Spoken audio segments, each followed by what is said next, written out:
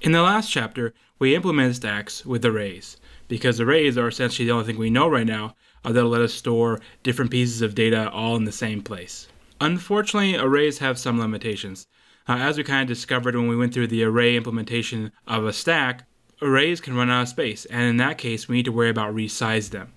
And that in and of itself is kind of a costly operation. We have to create a new array, and we have to move or copy everything from the previous array into our new array. As a consequence of that, pushing into array sometimes ends up being O of n, right? You have to move every single element that's in there to a new array, right? So sometimes it's expensive to add things. Ideally, all of our operations in something like a stack should be O of 1. Up until now, though, we haven't really had a way to do that. And that's what we're going to be addressing in this chapter. In this chapter, we're going to introduce the idea of linked structures. The first thing I want to do is give you kind of a reminder, a refresher about how arrays work. Let me actually start with a picture. So here, imagine that I want to have some array in my program. How might it look in memory? Well, if I have something like an array, I would start to draw something like this. And I'll explain kind of as a refresher what this drawing is supposed to mean in a moment. Let me first sketch it out so we have something to talk about. So over here, putting in my indices right now. And this here is going to be my diagramming, right, of an array that has 5 spaces, right, size 5. So this is the way we typically draw arrays, and what this is representing is some block of memory, right? So maybe you have this big system memory, and your array exists in this memory. Let's just do a little label over here, right, to say this is RAM, or main system memory. This is my array here, right? I've allocated some memory so I can store a bunch of things. And maybe I'm storing something like numbers, right? So maybe I have a bunch of pieces of information in here. Well, when I drew this, I have essentially one rectangle, and then I put a bunch of divisions through it, right? I just kind of sliced it up. The reason we draw arrays like this is to represent that arrays are this contiguous piece of memory, right? It's one solid block, right? It's all back to back, right? These numbers aren't floating around in space. They're all in the same place, right? The 5 is at one location memory, and then right after it is the 11, right after that is 12, right after that is 13, right after that is 14. And you could even be more specific, right? We could say that, this is going to be 32 bits, right? That's the size of an integer on some processors. This is another 32 bits. This is another 32 bits, another 32 bits, right? And so on and so forth, right? And we could even figure out exactly how big this entire piece is. The key point here is the arrays that we've been using are this one kind of contiguous or contiguous, those two words kind of mean the same thing, bit of space in your memory, right? And you're going to store your things there. And arrays are very nice because we have these indices, right? So I could have my index 0, index 1, index 2, index 3, index 4, whatever I have. Whenever I want to get a specific number out of here, all I would have to do is use the bracket notation, right? So maybe I have this array, and let me see this array is called, I don't know, let's just call it A.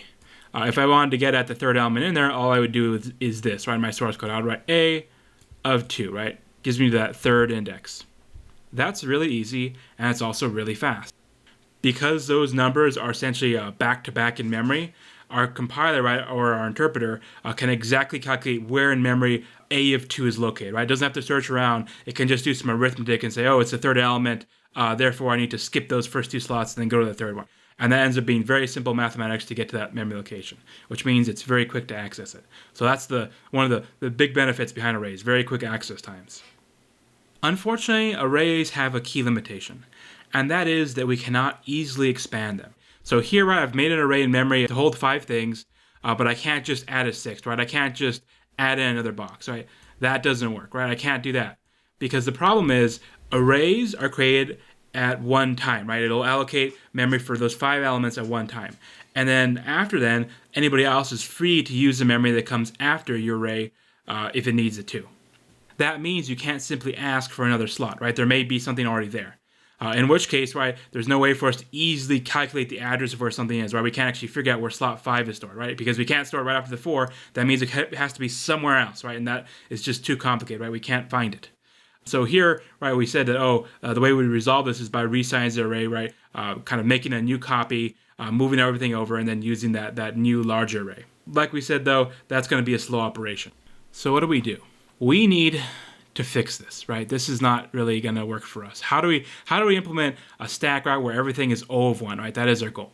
In order to get there, we're going to need to introduce a new basic data structure.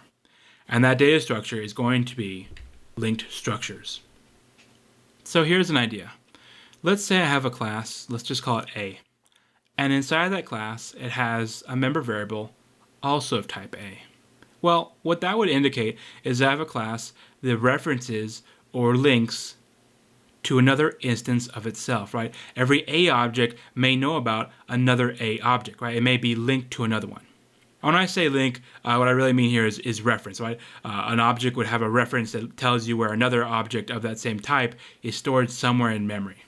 Suppose we had that system in place. Then what I could do is I could take an object and I could link it to another object. And that object itself could be linked to another one, and another one, and another one, and another one. And they would start to form a chain. This is an alternative to arrays, right? We could have linkages that store data at every single link, and then also store a reference that says where you can get more information. So let's take a look at this in a little bit more detail. So direct your eyes for a moment to this diagram at the bottom, because this is really illustrating the whole thing. Here, right, every one of those rectangles is representing an object, and that object is containing a reference, right, to another object of its same type, right? So I have, say, object A here, right, and object A knows about object B, knows about object C, D, E, and F, right? So every single object knows about another object. So what this is a way to store different pieces of information all together, just like an array. In fact, it'll have some unique benefits over the implementation of an array. Just to kind of spoil it, I guess, it will allow us to easily add or remove elements at any position we want, right? So we'll actually be able to grow our data structure instead of it remaining a fixed size. Let me actually jump to BlueJ really quick, and let's code up a quick person object. Over here, I have BlueJ now. And at this point, I've kind of have already a little mini class in here, right? So I've already created something called person. So what does it mean if I have a class called person that has a reference to another one? Well, in code, that looks like this. Person, next. And this here, right, this is an instance variable. So let me actually put in a comment here. These are variables, right? And then later on in my program, I would have some methods as well, constructor too. But over here, this is what we're saying. Every person knows about another person, right? They know who is next, right? The thing after them. That's what those little arrows in our diagram are representing, right? A knows about B, right? Person A has a variable that tells them, oh, this is a reference, this is the address of that person B, right? So it lets you get at more information. Of course, this class should have more in it, right? So maybe it has something like, string name, right? So every single person has a name. Let's say string address, right? Every single person has a name. This class then is going to have a bunch of information about a person, right? Which is what we've been doing so far, right? We've been building classes that represent some sort of concept, right? And so the person concept has a name, has an address. But in addition to that, right, in order to have this idea of a linked structure, right, a linked list, we also have another variable in there that's of the same type, right? This is a class called person. This is a variable called person. But we have sort of this extra thing in here. It says, oh, this is where you find the next person, right? And that gives us this chain, right? A knows about B, B knows about C, and so on. Given that we have a class built like person that contains a reference to another person, we can actually do a lot more than just build a linear list. We can actually build an arbitrary graph structure, and that's what we're showing on this page. So instead of just having that chain, right, you notice that here maybe we have this thing called entry, right? And entry, right, links to this first node over here. This is A. But then A, right, may link to two things, right? It may link to B, it may link to C, right? We can have kind of as many person member variables inside of every person as we want, right? So we can have one thing be linked to many other things. And that'll let us build any sort of arbitrary shape that we want, right? So if we want to represent a graph, we can do that. So let me actually jump back to kind of the idea of the array we were talking about earlier. So let's say I have my system memory, right? This is the kind of the cloud I drew earlier, right, to represent that, oh, I have all this storage available to me in system memory. So in the past, right, in that previous slide, we just had our picture, right, and our picture looked like this, where we had an array somewhere out there, a bunch of spaces in it. And we said that, oh, all those things were continuous in memory. This picture here of kind of these objects off in space, right, these links off in space, that is actually how it literally looks. So in an array, everything was back to back.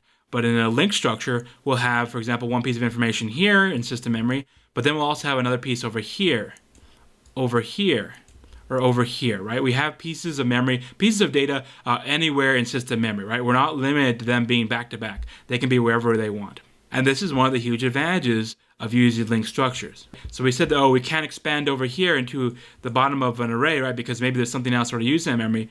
But for a linked list, there is no strict requirement that we have memory right next to something that I've already stored. I can pick anywhere in space. So I could, put in a new node here. And this is completely legal, right? This isn't an issue. And I can attach that to the structure that I have. This is completely legal. All of a sudden, I have the ability to freely expand my data structure without limit, right? As long as there's any space somewhere in this cloud called system memory, I'm going to be able to find somewhere that I can allocate space for a particular object, right? And I can just put it there. And then another object in this whole data structure, right, is going to have some sort of references that says, okay, this is where you go in system memory in order to find that new thing that you've added. And that ends up being kind of the key benefit of a linked structure. In the next section, we'll start talking about how we actually access the data inside the structure.